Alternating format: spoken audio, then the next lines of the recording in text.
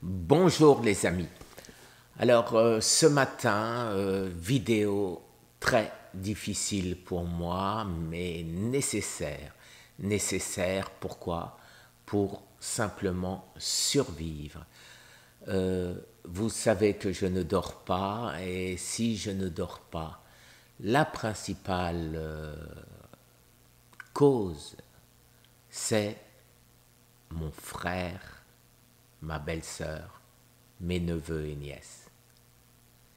Et oui, les amis, et oui, tout comme le dit dans un de mes livres de chevet, David Kayat, L'enquête vérité, pourquoi ne développons pourquoi on développe un cancer, voilà, le vrai criminel,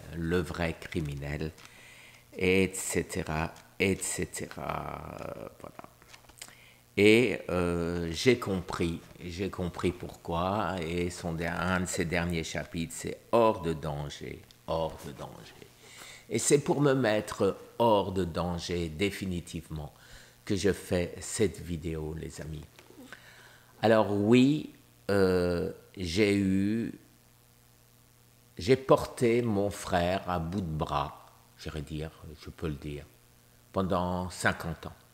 Pendant 50 ans, mon frère avait un énorme problème, c'est son épouse. Son épouse qui est d'une jalousie maladive et qui a rendu mon frère d'une jalousie maladive.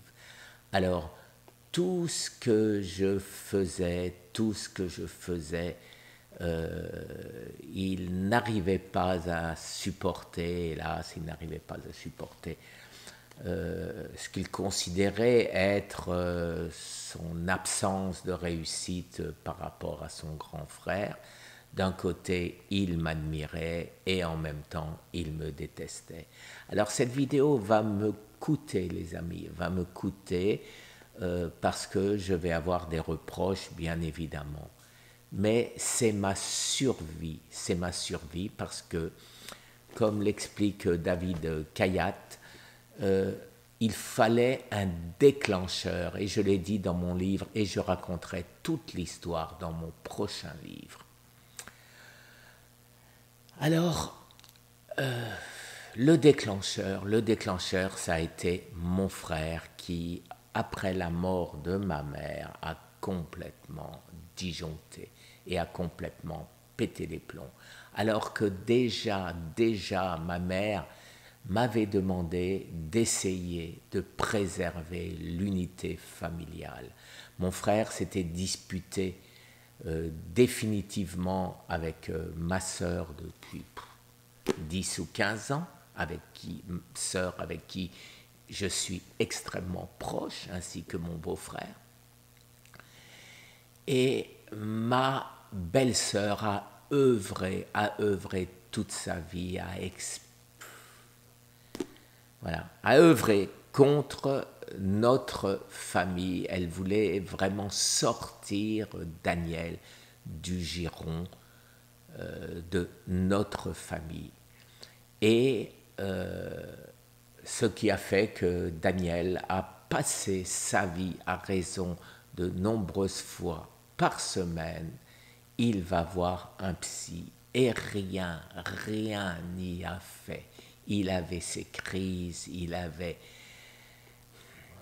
ce qui fait que la seule manière, ça a été de se détacher définitivement de son frère. Alors, d'un seul coup, il a coupé les ponts. Il a dit à un cousin commun, commun bien sûr, il a dit à un cousin, après avoir perdu ma sœur, je n'ai plus de frère non plus. Et pour moi, mon petit frère, c'était la personne, bien sûr, que j'ai aidé toute ma vie. Il n'a jamais rien fait pendant 50 ans sans me demander avant mon avis. Et son affaire, c'était mon affaire que je lui ai donnée quand j'ai quitté la France, bien avant même d'ailleurs, ou je ne me rappelle plus. Bon, enfin, il y a plus de 20 ans. Et il l'a toujours, et c'est de ce dont il vit. Alors, ça n'a pas suffi, mon frère n'a pas suffi, ma belle-sœur, véritable sorcière, a éloigné mes neveux et nièces. Ma nièce, avec qui j'étais le plus proche, venait régulièrement à Miami avec ses différents et successifs fiancés.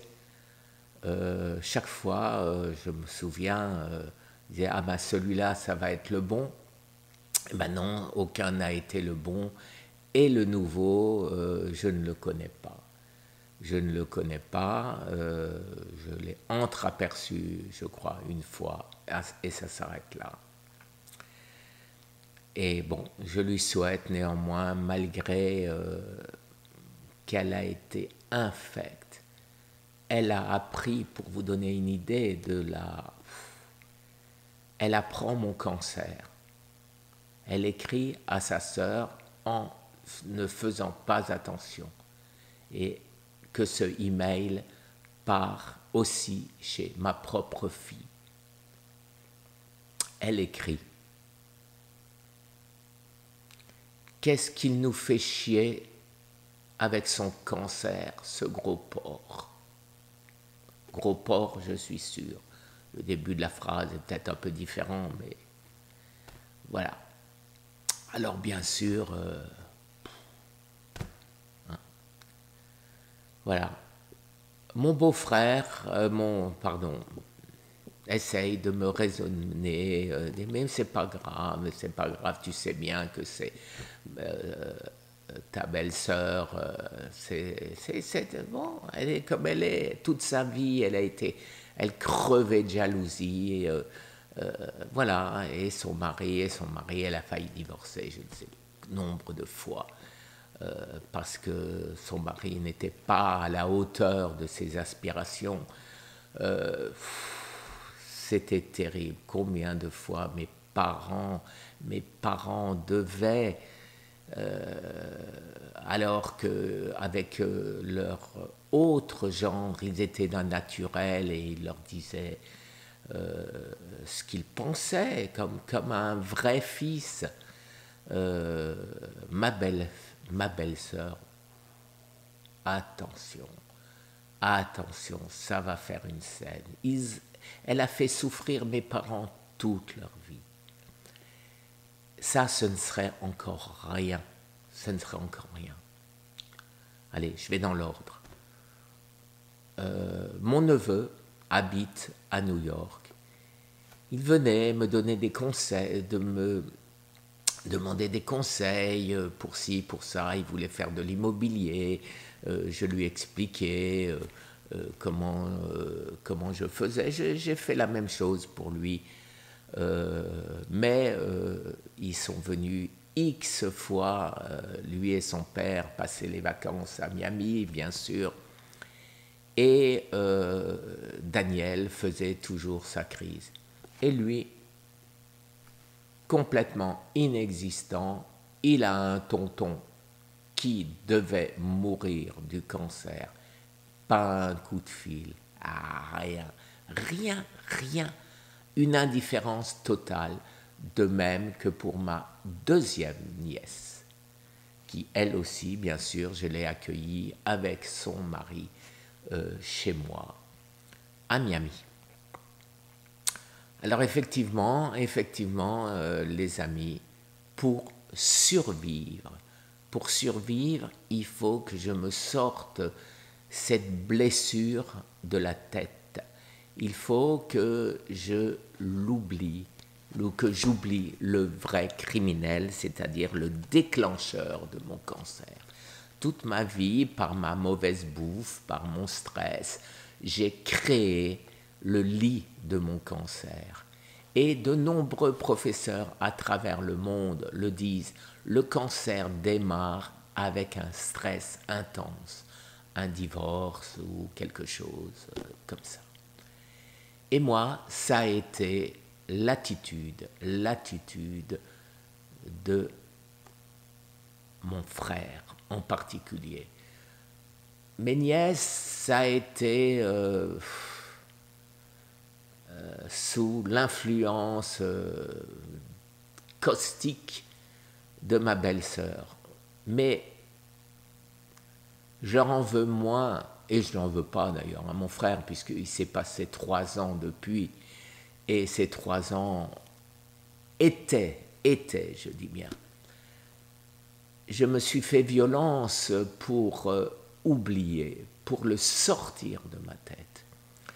Mais j'ai remarqué cette nuit, et c'est pour ça que je fais cette vidéo directement, que c'est pas vrai. Je n'ai rien sorti de ma tête. C'est une douleur, c'est une souffrance permanente. Et il faut que je sorte de